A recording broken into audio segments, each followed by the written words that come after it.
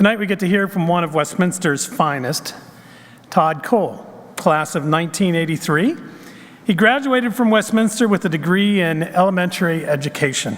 What a calling it has been. He received his master's degree in 1990 as a reading specialist. Todd has been honored locally, statewide, and nationally for his calling in education. He's recently retired. And I hope that's a good thing for him, but I'm thinking he's missing children in a bad way. Actually, I see him on campus all the time. I see him walking through town. He brings us cookies. I keep missing him and just keep coming to visit. Todd retired after 34 years, and now he's an adjunct faculty member here at Westminster, working in the education department. Looking forward to having the opportunity to help prepare future teachers. He is on the Alumni Council. He has received the Distinguished Alumni Award. You can actually see him if you can get Youngstown NBC affiliate WFMJ. He is their education expert. Todd has been an educator at Laurel Elementary for 34 years. He spent 25 years as a first grade teacher, and then he moved up. In the past 9 years, he's been a fourth grade teacher. In previous years, Todd was named Teacher of the Year by the Laurel Community Foundation, Lawrence County Educator of the Year, and was named one of the top 3 early educators for Disney's Teacher of the Year. Todd is a member of New Wilmington Presbyterian Church. He's an elder. He's a member of the preschool board. He sings in the chancel choir and their worship team. And Todd has published his first children's book, You Are a Masterpiece. Todd, God has called you. Let's give Todd a hand. I am a masterpiece, this I know, for my teacher tells me so. I am a masterpiece, I'll do my best. I'll read and write and all the rest. I am a masterpiece, I am kind. I care for others who get in a bind. I am a masterpiece, I follow the rule. Being a good listener is real cool. I am a masterpiece, my colors will shine. Sharing with others all that's mine. I am a masterpiece from head to toe. This will be a year for me to grow. When I was a little boy, I'd sit next to my mom as she read one of my favorite stories to me. It made me feel special. It made me want to learn how to read. And when I learned how to read, they didn't throw a party for me. They didn't have a parade in my honor. My reward was hearing a little voice inside me that said, "You are a masterpiece." When I was a little boy, I'd love to sit next to my mom in church as we sang hymns together. I loved singing next to my mom. It made me want to learn how to sing. And when I learned how to sing, I didn't become a star on Broadway, nor did I become a member of my favorite pop singing group. My reward was hearing a little voice inside me that said, "You are a masterpiece." When I was a little boy, I enjoyed sitting next to my mom and dad during scout meetings. My parents were great scout leaders. I loved watching my parents work together. It made me feel special. It made me want to earn all my badges. And when I learned all my badges, I didn't receive lots of money. I didn't receive a letter from the President of the United States. My reward was hearing a little voice inside me that said, "You are a masterpiece."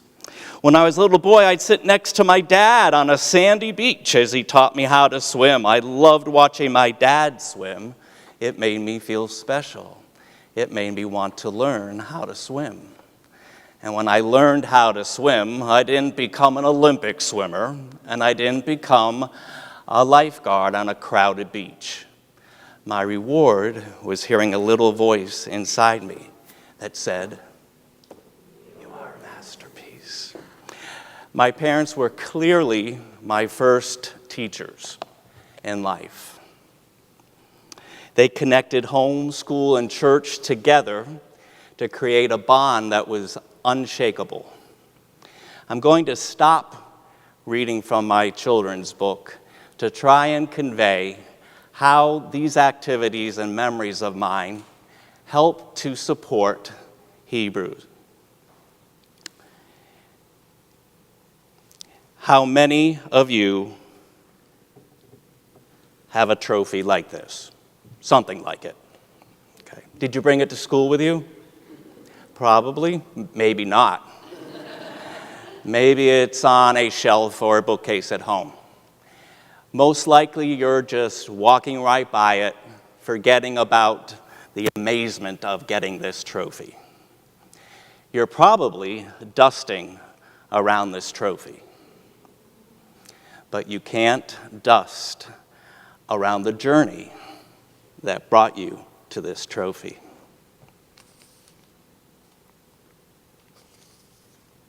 The journey, that's so much different. You bring the journey with you everywhere you go. You can't put the trophy in your purse or your wallet, but the journey is what is in your heart that helps make you who you are today and who you will be tomorrow.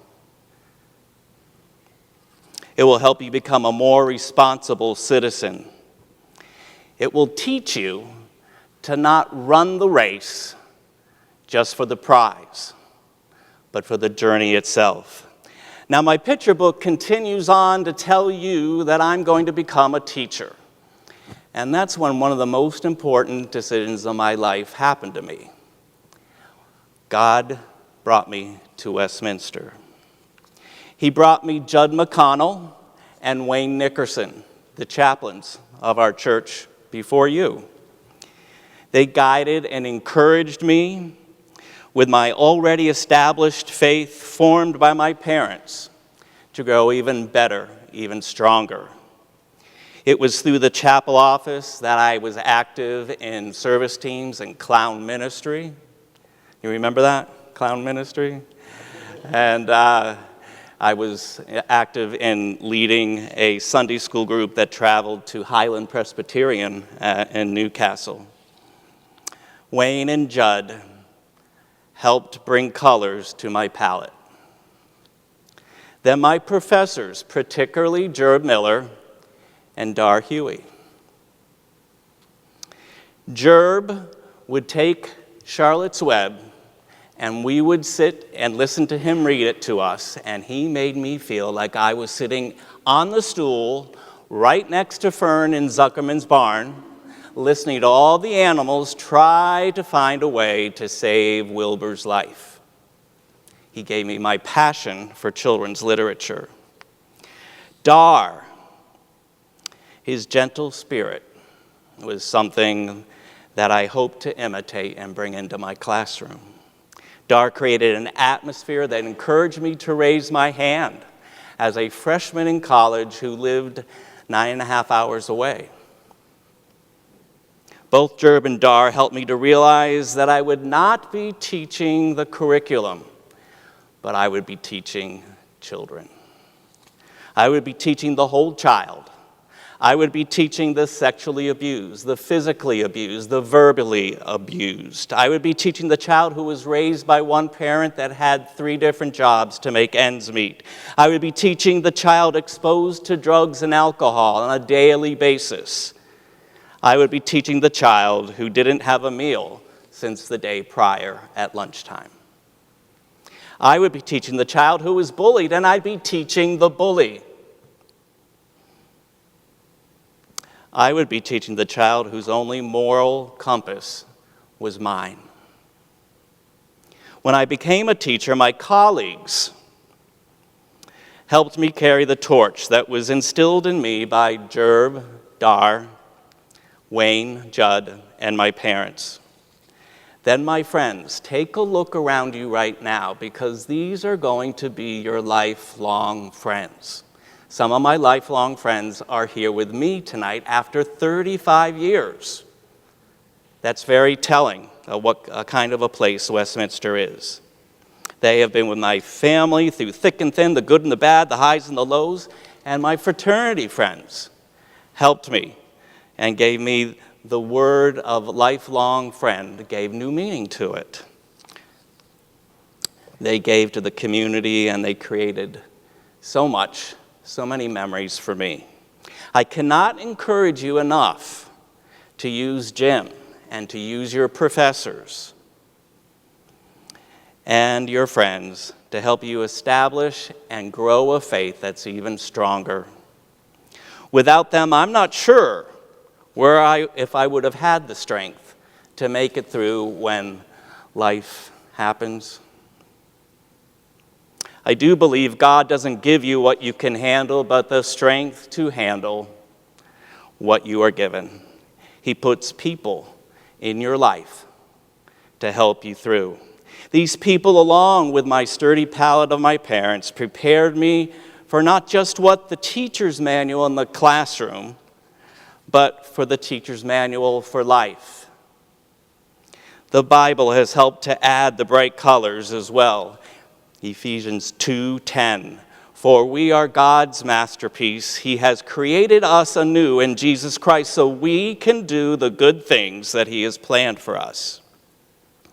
I truly believe that these important people and the Word of God has taught me something a textbook could never teach. The important people of my school days at Laurel have certainly made me laugh. I even have a child from first grade who's here today, but she's an adult now. The life of a teacher is filled with ups and downs. It's an emotional roller coaster. It's filled with humor and advice that can be shared with future teachers, again, not found in the teacher's manual. For example, now get this one. Don't ever pick up what you think is going to be a brown crayon. I'm pausing. It happened to me, and one of my colleagues had a bag of Tootsie Rolls on my desk the next day. So, yes, teachers' manuals are important, but they cannot prepare you for tragedy that needs to be explained to a child. You put your important people and Bible to support you with the right words. 9/11. I was teaching first grade on that day, and I knew there was something very bad going on, but we were not allowed to turn on our televisions. We were asked, and then we were knowing that there was something very bad. I got a phone call message on my machine in my room from a parent asking me to tell their child that it was okay to pray. I will never forget forming a circle hand in hand at the end of the day, letting the kids know that something horrible had happened in our world and that their parents would tell them about it. But that our circle, with our hands held together, would never be broken, and that I would be there to protect them every day as their teacher. Sandy Hook. This event forced us to practice drills that we were not familiar with. It made the event real, and it made it scary. Again, we formed that same circle. I was in fourth grade at the time, and it symbolized a strong bond that we would never be broken. I always remember leading our colleagues down every hallway after the kids were long gone on the bus, touching every door and saying every teacher's name and their homeroom number. And that was our way of symbolizing that we hoped and prayed that these kids would never be exposed to the evil of what happened at Sandy Hook. The sound of the feet of those those teachers following me behind on the cement floors is something I will always remember. The death of students and teachers. What do you say? We somehow find the words or the activity that will make the loss more manageable for kids, for teachers, and the community. I have sung and delivered way too many eulogies for teachers, parents, and students.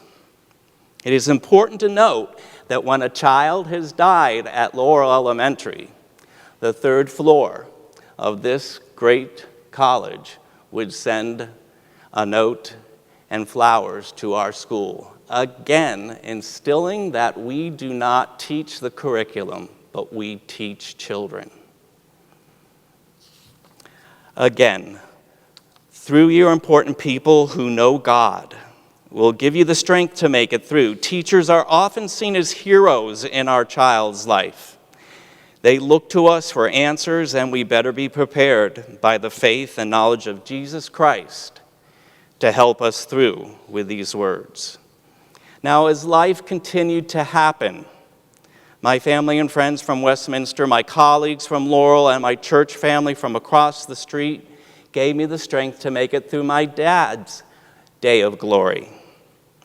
I truly believe Dad felt comfort in knowing that he would half leave us with all of you to help us to his day of glory, and he knew he was leaving us in good hands with a true community of love.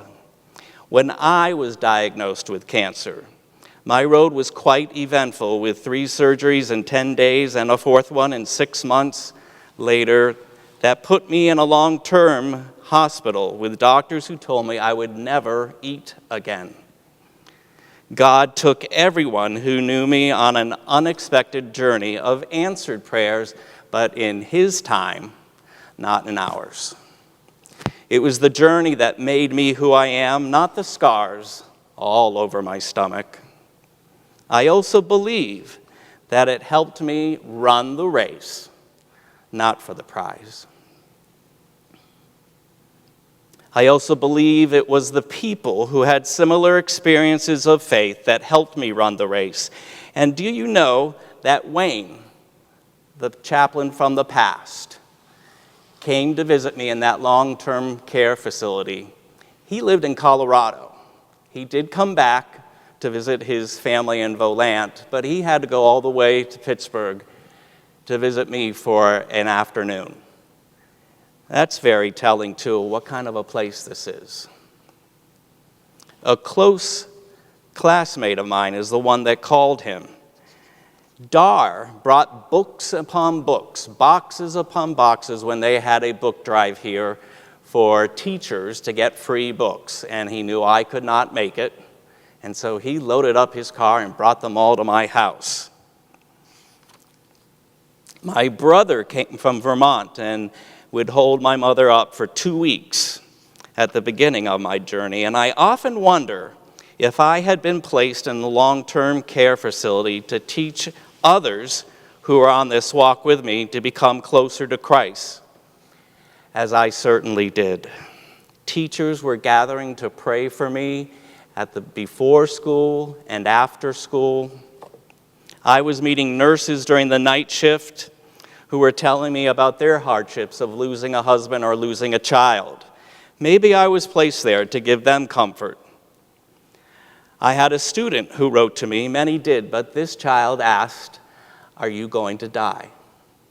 And that's when I knew that I had another lesson to teach that wasn't in the classroom, but was a part of what made me who I am. Several friends and colleagues who are here tonight, a very small representation of a huge group of supporters through my illness, they had the faith. They had to have the faith. They had to have had the faith in order to help me through my journey. They brought their best paint to add to my palette. My best friend was the organizer of finding rides for my mother so that she would not miss one day of being with me. Months of going to the hospital. This was a list of faithful people from school, church, and Westminster. He was also the man who kept information about my journey alive on Facebook, so those far away could pray. People from all around brought food so that my mom would not have to prepare a meal and she could be focused on my health. I truly don't know how one can be an educator, facing all the problems outside of the teacher's manual, outside of the classroom. You need to rely on God. Westminster helped me build that life with the church across the street. Dar, Jerb, Wayne went there.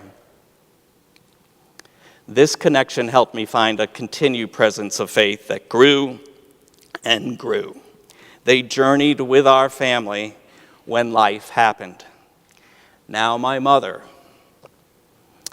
has and is walking a journey with cancer.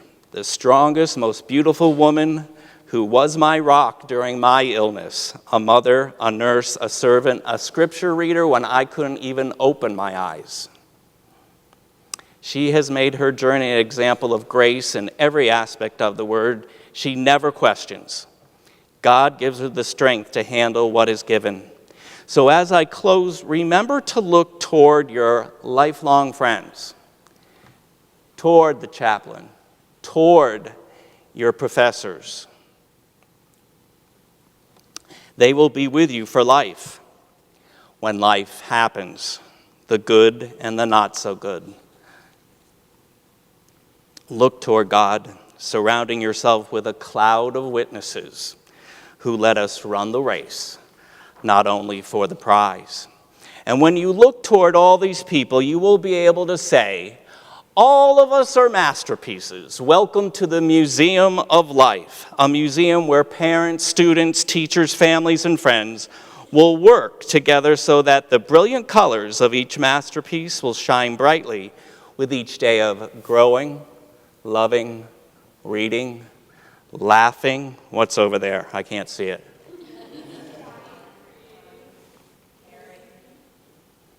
And praying. Let's celebrate the masterpiece in us all. You are a masterpiece, this he knows. This will be a year or life for you to grow. And when your masterpiece shines, you will speak a language of love. The lesson that will be heard, one person at a time. It starts with you and the kids that you will see on this video.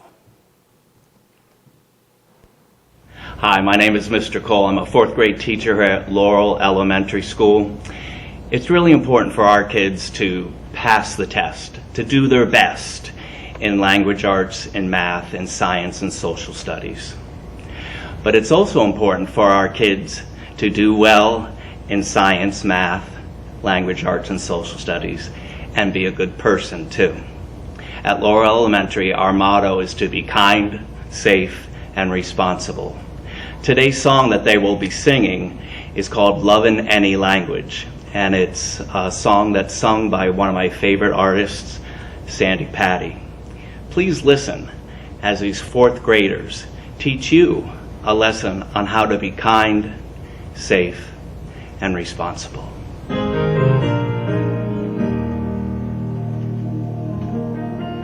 Je t'aime, te amo, ya te ye blue. On me, oh heaven, oh heart, I love you. The sounds are all as different as the lands from which they came. And though our words are all unique, our hearts are still the same.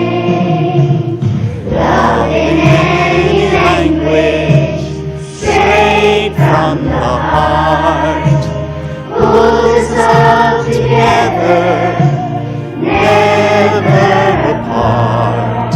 And once we learn to speak it, all the world will hear. Love in any language, fluently spoken here. We teach the young our differences, yet look how we're the same. We love to laugh, to dream our dreams. We know the sting of pain. From Leningrad to Lexington, the farmer loves his land.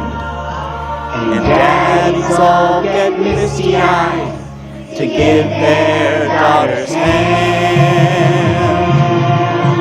Oh, maybe when we realize how much there is to share, we'll find too much in common to pretend it isn't there. Love in any language, straight from the heart, pulls us all together, never apart. And once we learn to speak it, all the world will hear. Love in any language, fluently spoken here. Though the rhetoric of government may keep us worlds apart, there's no misinterpreting the language of the heart.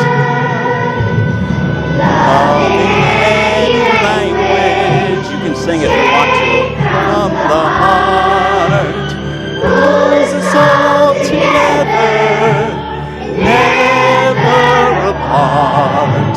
And once we learn to speak it, all the world will hear. Love in any language, fluently spoken here. Love in any language, straight from the heart, pulls us all together, never apart. And once we learn to speak it, all the world will hear.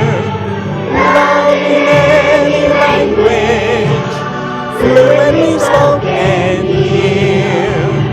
Love in any language, straight from the heart, never apart. And once we learn to speak it, all the world will hear. Love in any language, fluently spoken here. Love in any language, fluently spoken here. Love in any language, fluently spoken here.